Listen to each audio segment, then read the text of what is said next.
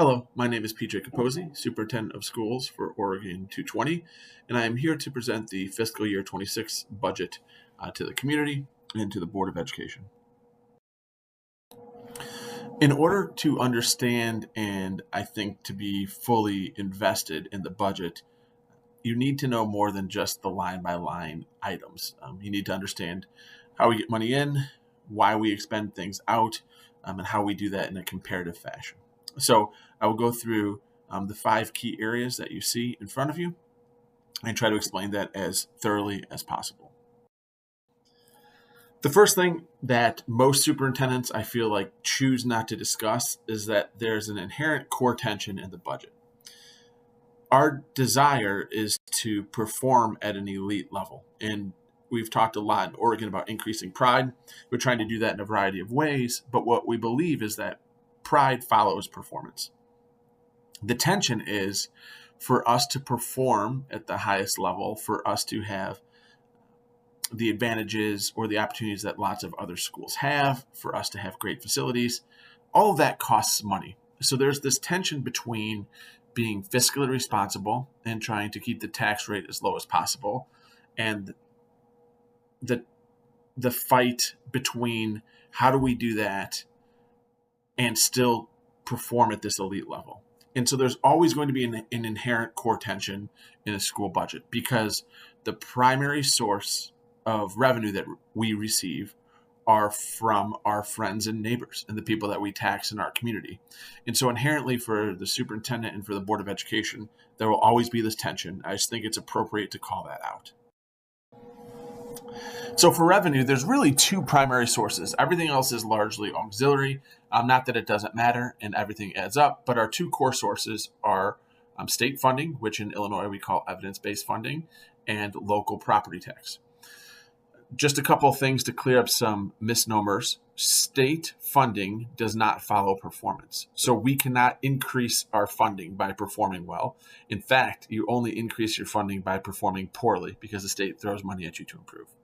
The second thing is that it's important to remember that property tax is a function of 2 things. First, your property value. Second, your tax rate. As a school district, we only control the tax rate. So it is possible for us to decrease our tax rate, the part we control, and for you to pay more because your property taxes went up. So this shows that we have worked pretty hard to decrease the tax rate. In fact, the tax rate is down 6% in the last 5 years, and we are doing everything we can to continue to lower it. That's the part that we control.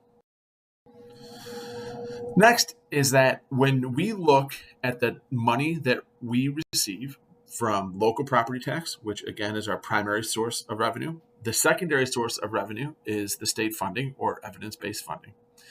We look at that per student, and that gives us a good idea of how we're funded.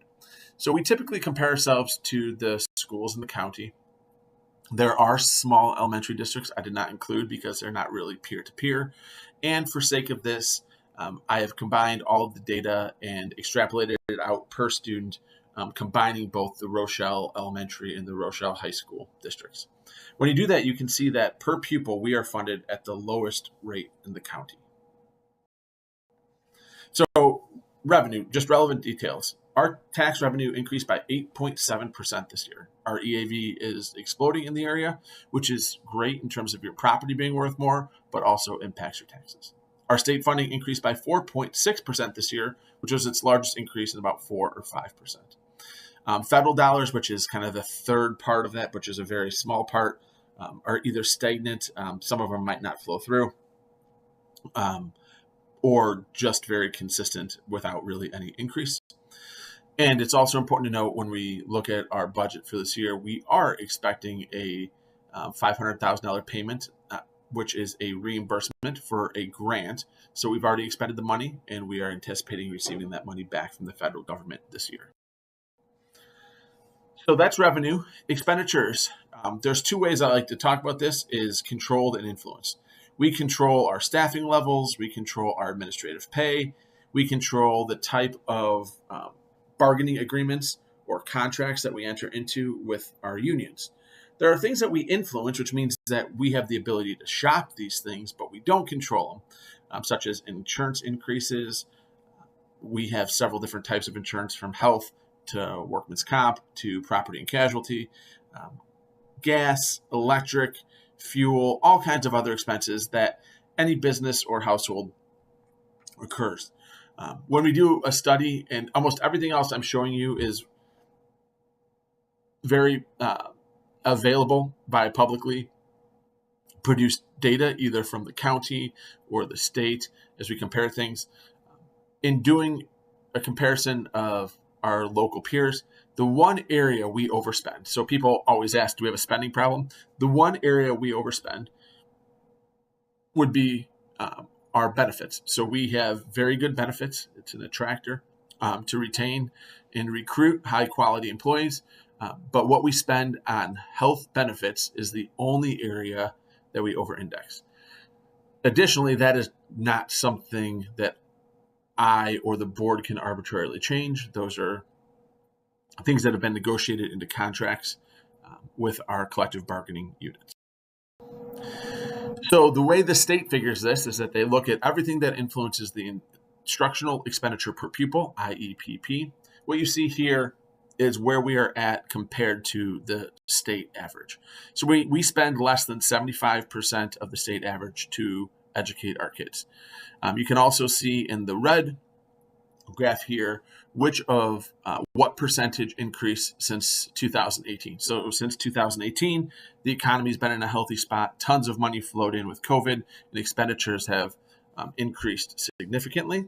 So you can see here the state average of increases and where we are at compared to our peer districts. Next, this is an expenditure consideration, meaning there's lots of research that says the percentage of low SES or free and reduced students you serve typically requires an additional amount of money in order to serve them adequately. So I've kind of explored with you already that from a revenue standpoint, our two primary funding sources, we are the worst funded district in terms of state funding and tax funding per student in the county. And now I'm showing you that we are the district that has the most disadvantaged population we serve. So we have kind of a double whammy going against us in terms of expenditure and revenue. Items of interest for this budget that I'm asking the board to approve is that administrative salary. So the things that we have the most local control on are not only stagnant or below cost of living or anything like that. We are actually spending less on administrators in FY26 than we are in FY25. We have two new certified positions. One is completely grant funded by the state. The other one is not. We also have one position that is temporarily not filled. So for this year, it's a net neutral with no new certified staffing positions. Our non-certified position increases are largely driven by law. So if an IEP says a student requires additional support, they receive that. And then, as explained before, the things that we don't control, we have experienced significant increases in some of those areas. So the overall data, just to explore where we're at, based on the unaudited end of year data, we will not have the audited numbers back for probably about 6 weeks.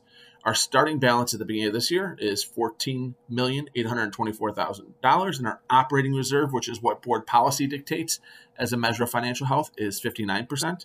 And our ending balance will project to be $14,761,000 with an operating reserve of 57%. Our goal per policy is to stay above 50% operating reserve. Just to be very clear, this data and the budget that I'm proposing does include $500,000 in revenue that's coming in that we expended last year. This does not include, we are still in negotiations currently with our support staff union, what increases may come from that CBA. And even considering all of that, we still have a $461,000 deficit in the education fund, which is our primary fund. What does this all mean? So kind of three summary slides for you. We have the lowest funding of any district in the county on a per pupil basis, factoring in for tax revenue and state funding. We have the most challenging demographics of any district in the county. And just as an aside here, in multiple measures, we are still, despite both of those things, the highest performing district in the county, and our data continues to improve. But our current proposed budget doesn't include a $500,000 grant, revenue only. We already expended it. It does not include the new CBA, and it still does include that deficit. What this means in sum is that we are in a fundamental deficit position. That means even without doing any major projects, large capital improvements, or adding staff to better serve students, we are still in a deficit. So for long-term sustainability, we will either need to somehow increase revenue or somehow decrease spending. This is not an urgent problem. As I just said, we still will have $14 million in the bank, but this is nonetheless a problem that not only I need to be aware of as superintendent, not only the board needs to be aware of as our governing body, but I believe the community needs to understand as well. So that brings us back to the core tension.